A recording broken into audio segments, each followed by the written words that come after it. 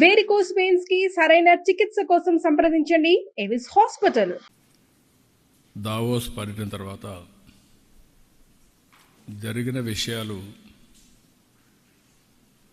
ప్రజలకు చెప్పడం ఒక బాధ్యతగా నేను ఎప్పుడైనా తీసుకుంటున్నాను.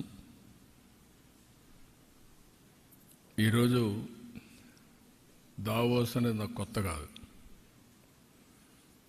ఈ దేశంలో ఫస్ట్ టైం దావోస్కి వెళ్ళాలి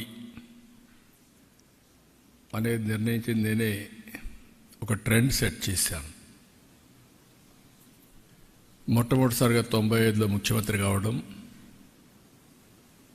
97 నుంచి దావోస్కి రెగ్యులర్గా వెళ్ళడం,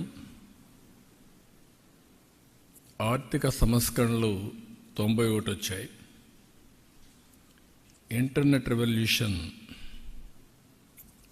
ఎర్లీ 90స్లో అంటే 1995 మధ్యలో వచ్చాయి. అక్కడి నుంచి 97 నుంచి నేను 95 ముఖ్యమంత్రి అవుతానే దావోస్కి వెళ్ళడం మొదలుపెట్టాను.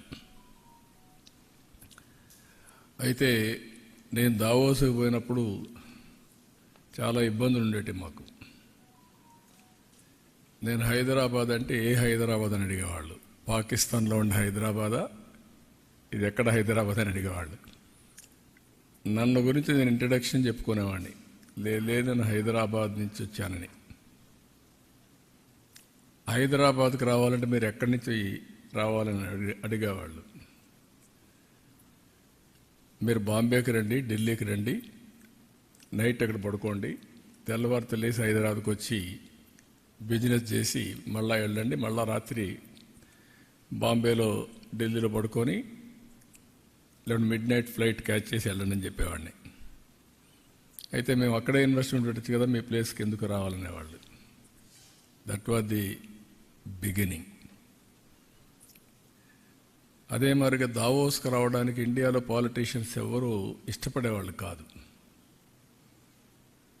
ఒక మిత్ ఉండేది, దావోస్ అంటే రిచ్ పీపుల్ ప్లేస్,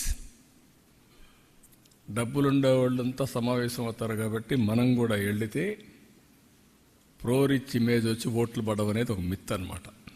దాంతో ఎవరు వచ్చేవాళ్ళు కాదు. నేను వెళ్ళిన తర్వాత స్లోగా ఎస్ఎం కృష్ణ వచ్చాడు. మొట్టమొదటిగా ఎస్ఎం కృష్ణ గారు నాకు పోటీ ఉండేది దావోస్లో. ఆయన బెంగళూరు గురించి గొప్పగా చెప్పేవాడు, నేను హైదరాబాద్ గురించి దానికంటే ఎక్కువ చెప్పేవాడిని. ఆయన దాని మీద హైదరాబాద్లో ఏముంది అనేవాడు. ఏముంది మీరే చూస్తారులే, it is a matter of time అనేవాడిని.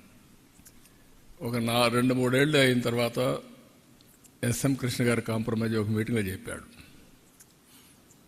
మా కొలీగ్ ఆంధ్ర సీఎంతో నాకు పోటీ లేదు, ఇప్పుడు ఇద్దరం కలిసి పనిచేస్తామని.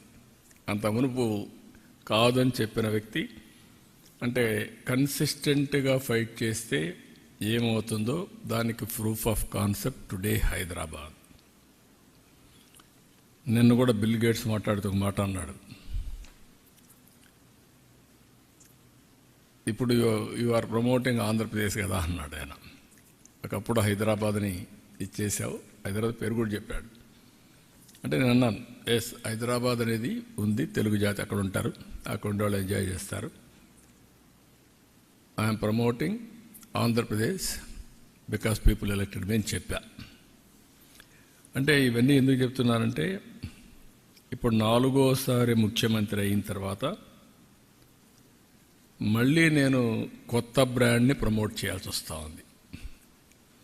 టోటల్గా డెమాలిష్ అయినటువంటి ఆంధ్రప్రదేశ్ బ్రాండ్ని, డెస్ట్రాయ్ అయిన బ్రాండ్ని ఇప్పుడు మళ్ళీ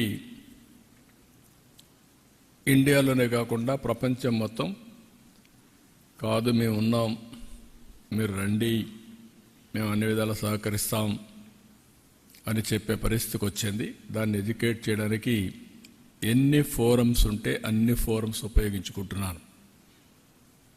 ఈరోజు మీరు చూసినప్పుడు, నేను అక్కడికి వెళ్ళినప్పుడు 27 మీటింగ్స్ అయినాయి నాకు, 1-to-1 మీటింగ్స్ 27. ఇంకొక పక్కన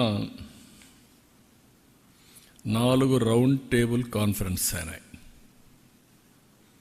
3 కాంగ్రెస్ సెషన్స్ అయినాయి, ఒక UN Habitat bilateral with united nations under secretary ఒక మీటింగ్ అయింది. కాంగ్రెస్ సెషన్లో 3 subject which are all very relevant. Energy transition, where public policy meets private goals ఒక సబ్జెక్ట్.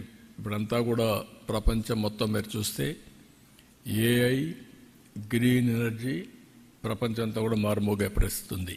సుమన్ టీవీలో మీ పర్సనల్ అండ్ బిజినెస్ ప్రమోషన్స్ కోసం కింది నెంబర్కి కాంటాక్ట్ చేయండి.